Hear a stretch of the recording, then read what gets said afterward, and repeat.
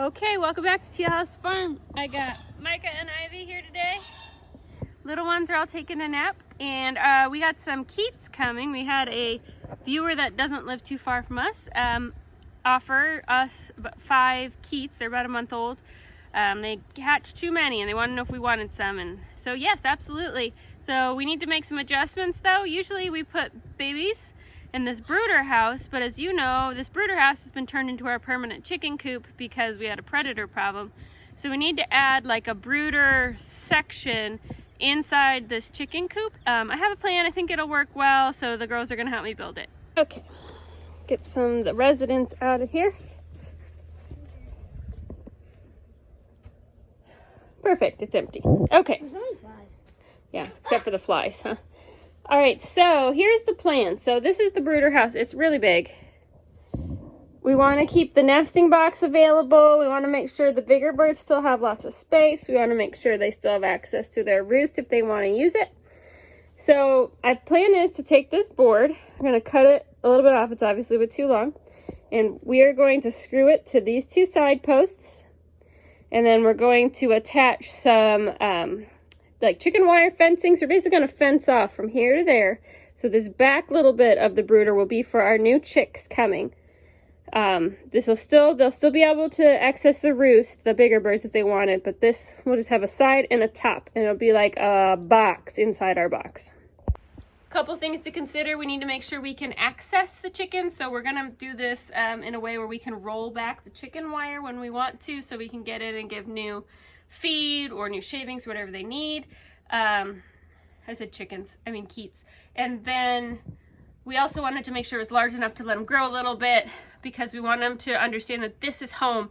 So they're going to be shut in here for at least 6 weeks probably before we try to incorporate them with our larger flock, and then also let them have access to the outside. Are you ready to build? You sound so excited. All right, let's do it. To get started here, Ivy's gonna help me measure from stud to stud so we know how long to cut our boards. Hopefully this is a measure twice, cut once situation, but we'll see how that actually turns out in the long run.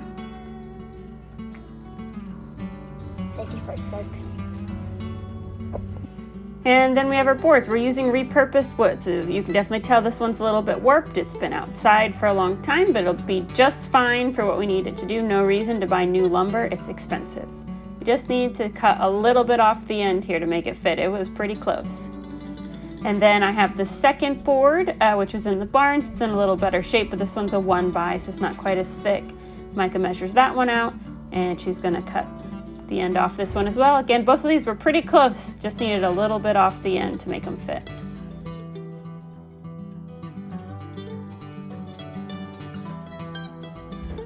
And then we attach. So we're gonna screw them to the studs that already exist in the brooder. It can be a little tricky to get that drill in on the corner, so we needed a little bit of help there, but Micah got it in. And we'll do the same thing on the other side. We're just using 1 screw because eventually I'm gonna need to be able to take this back out once the guineas are big enough to be in with the whole flock. Ivy grabs our second board we cut, and we're gonna put that one on the top. We're basically making kind of like a fence and then gonna put a lid on it to make a box. Same thing, 1 screw in to kind of attach it to the stud.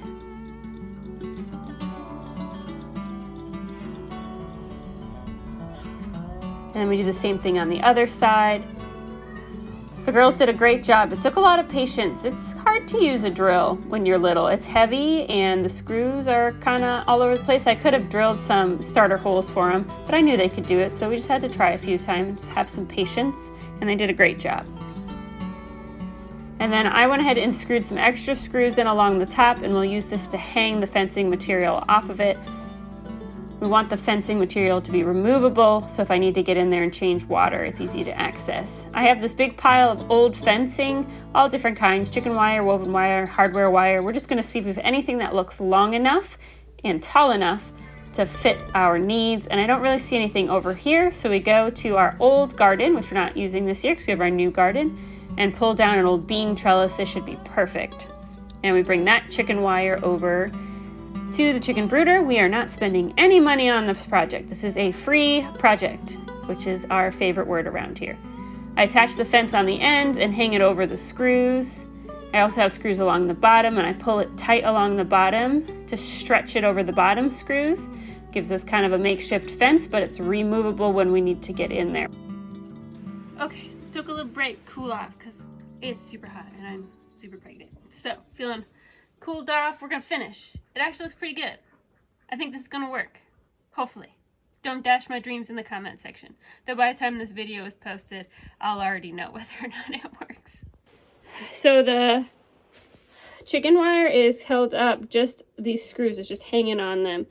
I did not measure, and it actually fit perfectly, so praise be. Got lucky on that one, because I should have measured how tall the chicken wire was first, and I didn't. I just eyeballed it, and I eyeballed it perfectly, so it doesn't usually happen. But I got screws along the top it's hanging on, and then I got screws along the bottom that it's pulled tight through. This way, it'll keep the Keats in, it'll keep everybody else out.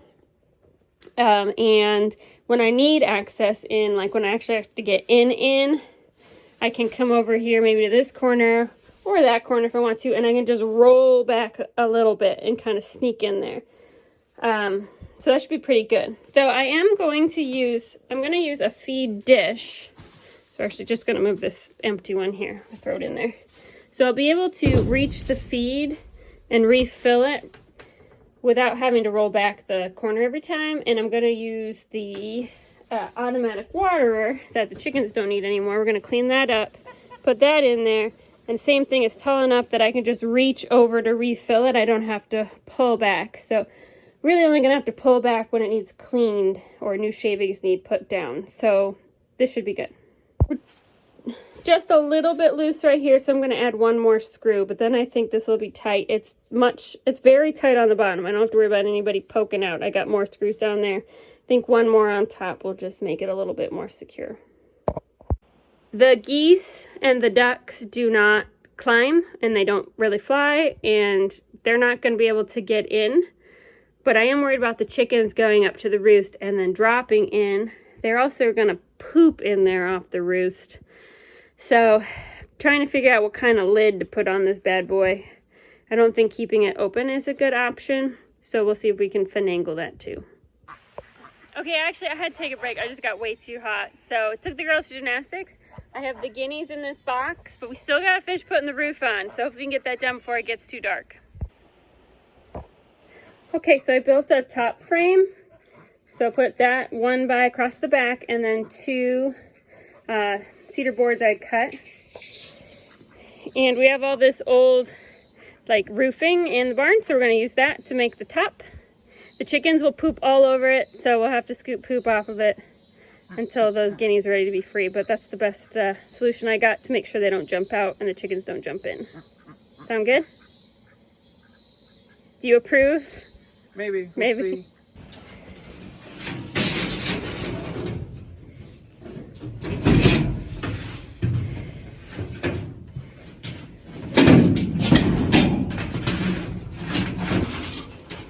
Sam coming in clutch at the end to solve all of my design woes.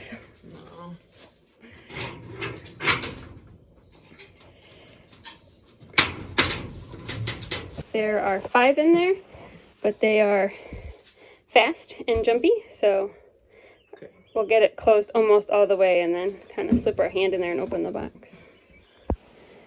Okay, we're ready for the moment of truth. Hopefully. I don't care if we just leave that box in there, if that's the easiest way to do it.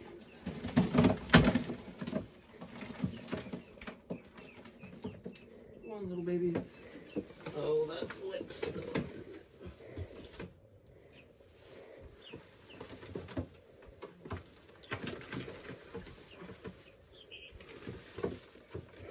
There's a couple out. And there's a couple that are really stupid. What are they doing?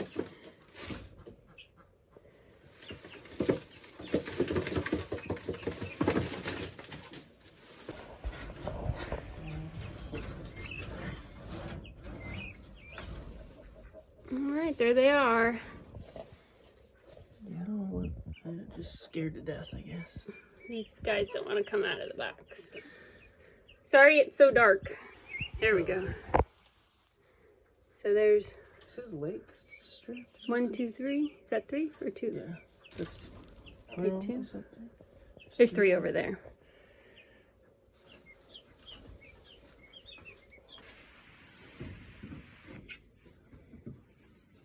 That one's Lake.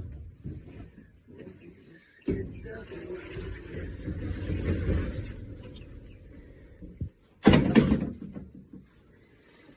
Score my craftsmanship from 0 to 10. I give you an 8. Thanks. So I think that'll keep them. We'll keep you posted. See how they do. Thanks so much for watching. And thanks to Kelly and Gabe for contacting us about the guineas. We're excited. We've never raised guineas from chicks before. So this is going to be a fun experiment. See you guys soon.